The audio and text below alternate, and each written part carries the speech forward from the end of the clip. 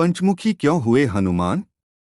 लंका में महाबलशाली मेघनाद के साथ बड़ा ही भीषण युद्ध चला। अंतत मेघनाद मारा गया। रावण, जो अब तक मद में चूर था, राम सेना, खास तौर पर लक्ष्मण का पराक्रम सुनकर थोड़ा तनाव में आया। रावण को कुछ दुहखी देखकर रावण की मां कैकसी ने उसके पाताल में बसे दो भाइयों अहिरावण और महिरावण की याद दिलाई। रावण को याद आया कि यह दोनों तो उसके बचपन के मित्र रहे हैं। लंका का राजा बनने के बाद उनकी सुध ही नहीं रही थी। रावण यह भली प्रकार जानता था कि अहिरावण व महिरावण तंत्र मंत्र के महाज्ञाता है, जादू टोने के धनी और मां कामाक्षी के परम भक्त हैं। रावण ने उन्हें बुलावा भेजा और कहा कि वह अपने छल बल कौशल से श्री राम व लक्ष्मण का वध कर दे। यह बात दूतों के द्वारा विभीषण को पता लग गई। युद्ध में अहिरावण व महिरावण जैसे परम मायावी के शामिल होने से विभीषण चिंता में पड़ गए। विभीषण को लगा कि भगवान श्री राम और लक्ष्मण की सुरक्षा व्यवस्था और कड़ी करनी पड़ेगी। राम लक्ष्मण की कुटिया लंका में सुवेल पर्वत पर बनी थी। हनुमान जी ने भगवान श्री राम की कुटिया के चारों ओर कड़ी सुरक्षा कर दी। अहिरावण और महिरावण श्री राम और लक्ष्मण को मारने सुमेल पर्वत पर पहुंचे, किंतु इतनी कड़ी सुरक्षा में वह कुटिया तक पहुंचने में असफल रहे। ऐसे में उन्होंने एक चाल चली।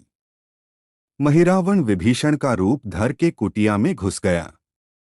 राम व लक्ष्मण पत्थर की सपाट शिलाओं पर गहरी नींद सो रहे थे। दोनों राक्षसों ने बिना आहट के शिला समेत दोनों भाइयों को उठा लिया और अपने निवास पाताल की ओर लेकर चल दिए। विभीषण लगातार सतर्क थे। उन्हें कुछ देर में ही पता चल गया कि कोई अनहोनी घट चुकी है। विभीषण को महिरावण पर शक था। उन्हें राम लक्ष्मण की जान की चिंता सताने लगी। विभीषण ने हनुमान जी को महिरावण के बारे में बताते हुए कहा कि वे उसका पीछा करें।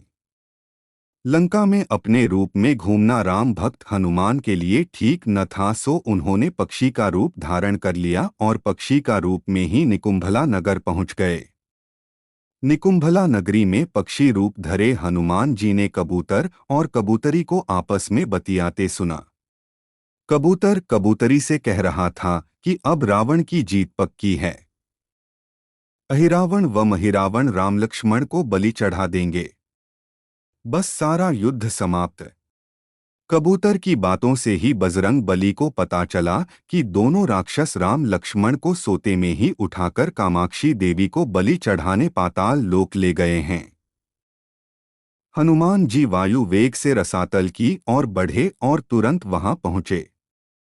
हनुमान जी को रसातल के प्रवेश द्वार पर एक अद्भुत पहरेदार मिला।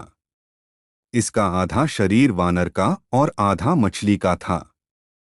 उसने हनुमान जी को पाताल में प्रवेश से रोक दिया। द्वारपाल हनुमान जी से बोला कि मुझको परास्त किए बिना तुम्हारा भीतर जाना असंभव है। दोनों में लड़ाई ठन गई। हनुमान जी की आशा के विपरीत यह बड़ा ही बलशाली और कुशल योद्धा निकला।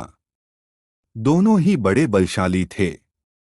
दोनों में बहुत भयंकर युद्ध हुआ, परंतु वह बजरंग बली के आगे न टिक सका। आखिरकार हनुमान जी ने उसे हरा तो दिया, पर उस द्वारपाल की प्रशंसा करने से नहीं रह सके। हनुमान जी ने उस वीर से पूछा कि हे वीर, तुम अपना परिचय दो, तुम्हारा स्वरूप भी कुछ ऐसा है कि उससे कौतूहल हो रहा है। उस वीर ने उत्तर दिया, मैं हनुमान का पुत्र हूं और एक मछली से पैदा हुआ हूं। मेरा नाम है मकरध्वज। हनुमान जी ने यह सुना तो आश्चर्य में पड़ गए। वह वीर की बात सुनने लगे। मकरध्वज ने कहा, लंका दहन के बाद हनुमान जी समुद्र में अपनी अग्नि शांत करने पहुंचे। उनके शरीर से पसीने के रूप में तेज गिरा। उस समय मेरी मां ने आहार के लिए मुख खोला था। वह तेज मेरी माता ने अपने मुख में ले लिया और गर्भवती हो गई। उसी से मेरा जन्म हुआ है। हनुमान जी ने जब यह सुना तो मकरध्वज को बताया कि वह ही हनुमान हैं। मकरध्वज ने हनुमान जी के चरण स्पर्श किए और हनुमान जी ने भी अपने बेटे को गले लगा लिया और वहां आने का पूरा कारण बताया। उन्होंने अपने पुत्र से कहा कि अपने पिता के स्वामी की रक्षा में सहायता करो। मकरध्वज ने हनुमान जी को बताया कि कुछ ही देर में राक्षस बलि के लिए आने वाले हैं। बेहतर होगा कि आप रूप बदलकर कामाक्षी के मंदिर में जाकर बैठ जाएं। उनको सारी पूजा झरोखे से करने को कहें। हनुमान जी ने पहले तो मधुमक्खी का वेश धरा और मां कामाक्षी के मंदिर में घुस गए। हनुमान जी ने मां कामाक्षी को नमस्कार कर सफलता की कामना की और फिर पूछा, हे मां, क्या आप वास्तव में श्री राम जी और लक्ष्मण जी की बलि चाहती हैं? हनुमान जी के इस प्रश्न पर मां कामाक्षी ने उत्तर दिया कि नहीं, मैं तो दुष्ट अहिरावण व महिरावण की बलि चाहती हूँ। यह दोनों मेरे भक्त तो हैं पर अधर्मी और अत्याचारी भी हैं। आप अपने प्रयत्न करो, सफल रहोगे। मंदिर में 5 दीप जल रहे थे। अलग अलग दिशाओं और स्थान पर मां ने कहा, यह दीप अहिरावण ने मेरी प्रसन्नता के लिए जलाए हैं। जिस दिन ये एक साथ बुझा दिए जा सकेंगे उसका अंत सुनिश्चित हो सकेगा। इस बीच गाजे बाजे का शोर सुनाई पड़ने लगा। अहिरावण महिरावण बलि चढ़ाने के लिए आ रहे थे। हनुमान जी ने अब मां कामाक्षी का रूप धरा। जब अहिरावण और महिरावण मंदिर में प्रवेश करने ही वाले थे कि हनुमान जी का महिला स्वर गूंजा। हनुमान जी बोले, मैं कामाक्षी देवी हूं और आज मेरी पूजा झरोखे से करो। झरोखे से पूजा आरंभ हुई। ढेर सारा चढ़ावा मां कामाक्षी को झरोखे से चढ़ाया जाने लगा। अंत में बंधक बलि के रूप में राम लक्ष्मण को भी उसी से डाला गया। दोनों बंधन में बेहोश थे। हनुमान जी ने तुरंत उन्हें बंधन मुक्त किया। अब पाताल लोक से निकलने की बारी थी, पर उससे पहले मां कामाक्षी के सामने अहिरावण महिरावण की बलि देकर उनकी इच्छा पूरी करना और दोनों राक्षसों को उनके किए की सजा देना शेष था। अब हनुमान जी ने मकरध्वज को कहा कि वह अचेत अवस्था में लेटे हुए भगवान राम और लक्ष्मण का खास ख्याल रखे और उसके साथ मिलकर दोनों राक्षसों के खिलाफ युद्ध छेड़ दिया। पर यह युद्ध आसान न था। अहिरावण और महिरावण बड़ी मुश्किल से मरते तो फिर 5-5 के रूप में जिदा हो जाते। इस विकट स्थिति में मकरध्वज ने बताया कि अहिरावण की एक पत्नी नागकन्या है।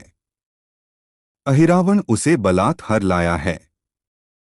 वह उसे पसंद नहीं करती पर मन मार के उसके साथ है। वह अहिरावण के राज जानती होगी। उससे उसकी मौत का उपाय पूछा जाए। आप उसके पास जाएं और सहायता मांगे। मकरध्वज ने राक्षसों को युद्ध में उलझाए रखा और उधर हनुमान अहिरावण की पत्नी के पास पहुंचे। नागकन्या से उन्होंने कहा कि यदि तुम अहिरावण के मृत्यु का भेद बता दो तो हम उसे मारकर तुम्हें उसके चंगुल से मुक्ति दिला देंगे। अहिरावण की पत्नी ने कहा, मेरा नाम चित्रसेना है। मैं भगवान विष्णु की भक्त हूँ। मेरे रूप पर अहिरावण मर मिटा और मेरा अपहरण कर यहाँ कैद किए हुए है, पर मैं उसे नहीं चाहती। लेकिन मैं अहिरावण का भेद तभी बताऊंगी जब मेरी इच्छा पूरी की जाएगी। हनुमान जी ने अहिरावण की पत्नी नागकन्या चित्रसेना से पूछा कि आप अहिरावण की मृत्यु का रहस्य बताने के बदले में क्या चाहती हैं? आप मुझसे अपनी शर्त बताएं, मैं उसे जरूर मानूंगा।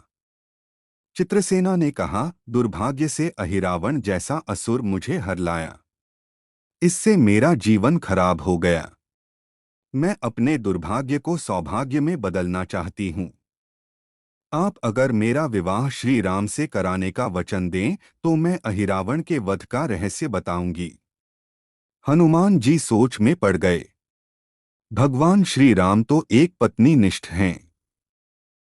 अपनी धर्म पत्नी देवी सीता को मुक्त कराने के लिए असुरों से युद्ध कर रहे हैं। वह किसी और से विवाह की बात तो कभी न स्वीकारेंगे। मैं कैसे वचन दे सकता हूँ?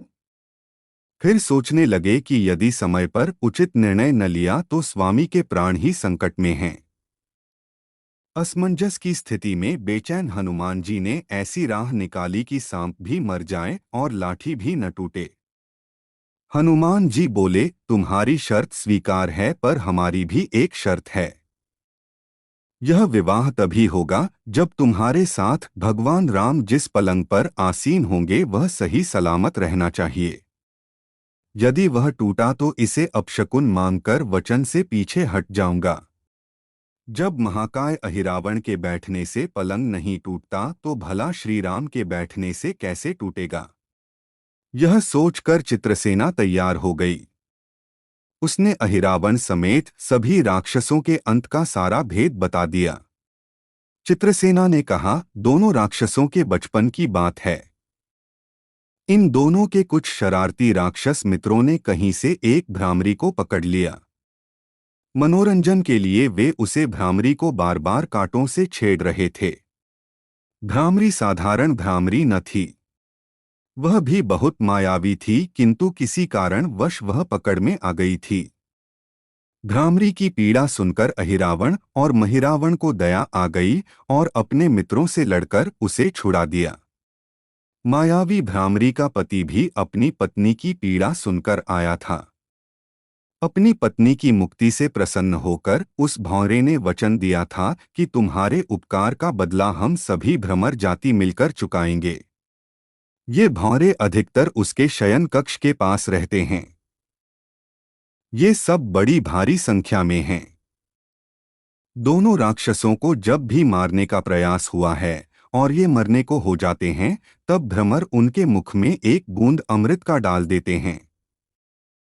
उस अमृत के कारण ये दोनों राक्षस मरकर भी जिंदा हो जाते हैं। इनके कई कई रूप उसी अमृत के कारण हैं। इन्हें जितनी बार फिर से जीवन दिया गया उनके उतने नए रूप बन गए हैं। इसलिए आपको पहले इन भंवरों को मारना होगा। हनुमान जी रहस्य जानकर लौटे। मकरध्वज ने अहिरावण को युद्ध में उलझा रखा था, तो हनुमान जी ने भंवरों का खात्मा शुरू किया। वे आखिर हनुमान जी के सामने कहाँ तक टिकते। जब सारे भ्रमर खत्म हो गए और केवल एक बचा तो वह हनुमान जी के चरणों में लौट गया।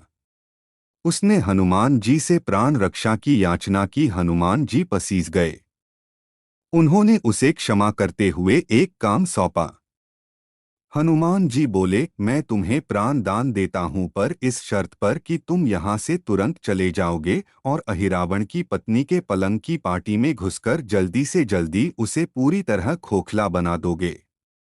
भंवरा तत्काल चित्रसेना के पलंग की पाटी में घुसने के लिए प्रस्थान कर गया। इधर अहिरावण और महिरावण को अपने चमत्कार के लुप्त होने से बहुत अचरज हुआ, पर उन्होंने मायावी युद्ध जारी रखा। भ्रमरों को हनुमान जी ने समाप्त कर दिया। फिर भी हनुमान जी और मकरध्वज के हाथों अहिरावण और महिरावण का अंत नहीं हो पा रहा था। यह देखकर हनुमान जी कुछ चिंतित हुए। फिर उन्हें कामाक्षी देवी का वचन याद आया। देवी ने बताया था कि अहिरावण की सिद्धि है कि जब पांचों दीपकों एक साथ बुझेंगे तभी वे नए नए रूप धारण करने में असमर्थ होंगे और उनका वध हो सकेगा। हनुमान जी ने तत्काल पंचमुखी रूप धारण कर लिया। उत्तर दिशा में वराह मुख, दक्षिण दिशा में नरसिंह मुख, पश्चिम में गरुड़ मुख, आकाश की ओर हयग्रीव मुख एवं पूर्व दिशा में हनुमान मुख। उसके बाद हनुमान जी ने अपने पांचों मुख द्वारा एक साथ पांचों दीपक बुझा दिए। अब उनके बार बार पैदा होने और लंबे समय तक जिंदा रहने की सारी आशंकाएं समाप्त हो गई थी। हनुमान जी और मकरध्वज के हाथों शीघ्र ही दोनों राक्षस मारे गए। इसके बाद उन्होंने श्री राम और लक्ष्मण जी की मूर्छा दूर करने के उपाय किए। दोनों भाई चेत में आ गए। चित्रसेना भी वहां आ गई थी। हनुमान जी ने कहा, प्रभु, अब आप अहिरावण और महिरावण के छल और बंधन से मुक्त हुए, पर इसके लिए हमें इस नागकन्या की सहायता लेनी पड़ी थी। अहिरावण इसे बलपूर्वक उठा लाया था। वह आपसे विवाह करना चाहती है। कृपया उससे विवाह कर अपने साथ ले चलें। इससे उसे भी मुक्ति मिलेगी। श्री राम हनुमान जी की बात सुनकर चकराए। इससे पहले कि वह कुछ कह पाते, हनुमान जी ने ही कह दिया, भगवान आप तो मुक्तिदाता हैं। अहिरावण को मारने का भेद इसी ने बताया है। इसके बिना हम उसे मारकर आपको बचाने में सफल न हो पाते। कृपा निधान इसे भी मुक्ति मिलनी चाहिए। परंतु आप चिंता न करें। हम सबका जीवन बचाने वाले के प्रति बस इतना कीजिए कि आप बस इस पलंग पर बैठिए, बाकी का काम मैं संपन्न करवाता हूँ। हनुमान जी इतनी तेजी से सारे कार्य करते जा रहे थे कि इससे श्री राम जी और लक्ष्मण जी दोनों चिंता में पड़ गए। वह कोई कदम उठाते कि तब तक हनुमान जी ने भगवान राम की बाह पकड़ ली। हनुमान जी ने भावावेश में प्रभु श्री राम की बाह पकड़कर चित्रसेना के उस सजेधजे विशाल पलंग पर बिठा दिया। श्री राम कुछ समझ पाते कि तभी पलंग की खोखली पाटी चरमराकर टूट गई। पलंग धराशायी हो गया। चित्रसेना भी जमीन पर आ गिरी। हनुमान जी हंस पड़े और फिर चित्रसेना से बोले, अब तुम्हारी शर्त तो पूरी हुई नहीं, इसलिए यह विवाह नहीं हो सकता। तुम मुक्त हो और हम तुम्हें तुम्हारे लोक भेजने का प्रबंध करते हैं। चित्रसेना समझ गई कि उसके साथ छल हुआ है। उसने कहा कि उसके साथ छल हुआ है। मर्यादा पुरुषोत्तम के सेवक उनके सामने किसी के साथ छल करें, यह तो बहुत अनुचित है। मैं हनुमान को श्राप दूंगी। चित्रसेना हनुमान जी को श्राप देने ही जा रही थी कि श्री राम का सम्मोहन भंग हुआ। वह इस पूरे नाटक को समझ गए। उन्होंने चित्रसेना को समझाया, मैंने एक पत्नी धर्म से बंधे होने का संकल्प लिया है, इसलिए हनुमान जी को यह करना पड़ा, उन्हें क्षमा कर दो। क्रुद्ध चित्रसेना तो उनसे विवाह की जिद पकड़े बैठी थी। श्री राम ने कहा, मैं जब द्वापर में श्री कृष्ण अवतार लूंगा तब तुम्हें सत्यभामा के रूप में अपनी पटरानी बनाऊंगा। इससे वह मान गई। हनुमान जी ने चित्रसेना को उसके पिता के पास पहुंचा दिया। चित्रसेना को प्रभु ने अगले जन्म में पत्नी बनाने का वरदान दिया था। भगवान विष्णु की पत्नी बनने की चाह में उसने स्वयं को अग्नि में भस्म कर लिया। श्री राम और लक्ष्मण, मकरध्वज और हनुमान जी सहित वापस लंका में सुवेल पर्वत पर